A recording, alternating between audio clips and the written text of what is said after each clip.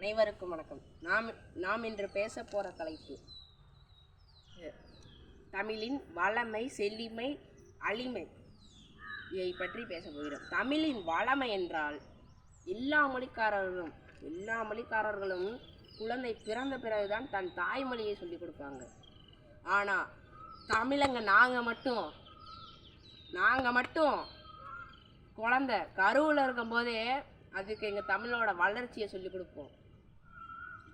இப்போல்லாம் சொல்ல போனால் சுத்த தமிழில் பேசினா என்னமோ பைத்திய மாதிரி பார்க்குறாங்க. அன்னைக்கெல்லாம் ஒரு தேநீர் விடுதியில் போய் ஒரு கப்பு குழம்பி கொடுங்கண்ணே அப்படின்னு கேட்டேன். நீ கேட்குற பொருள்லாம் இங்கே இல்லைப்பா தம்பி, எதிர்த்த கடையில் கேளு. சரிண்ணே தேநீர் கொடுங்கண்ணே அப்படின்னு கேட்டேன். தம்பி நீ கேட்குற ரெண்டுமே இங்கே இல்லை. அண்ணே ரெண்டுமே இருக்குண்ணே. என்னடா தம்பி நீயே சொல்கிறான்னாங்க. குழம்பினா காப்பினே, தேநீர்னா டீனேன்னு. உடனே கணக்காருக்கு, டேய் உனக்கு தெரிஞ்ச அளவுக்கு தமிழ் எனக்கு தெரியாதா அப்படின்றாரு. கலப்பு சொற்களை பயன்படுத்த ஆரம்பிச்சிட்டோம் நாம் எல்லாரும்.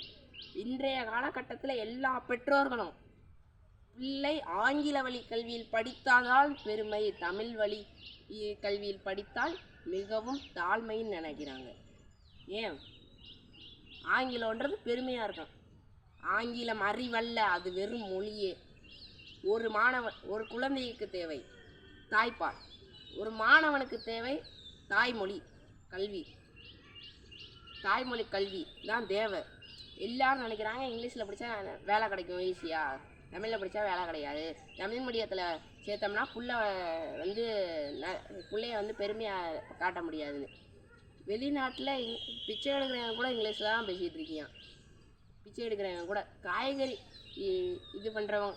விற்கிறவங்க கூட இங்கிலீஷில் தான் பேசிகிட்டு இருக்காங்க. அது வெறும் ஒரு லாங்குவேஜ், மொழி தொடர்புக்காக நாம் பயன்படுத்திக்கிட்டு இருக்கோம். எல்லா மொழிக்காரர்கள்ட்டையும் இது பண்ணுறதுக்காக. அதனால் ஆங்கிலம் அறிவல்ல, அது வெறும் ஒரு மொழி. அதை போய் நீ இது பண்ணிக்கிட்டு இருக்க. எல்லாரும்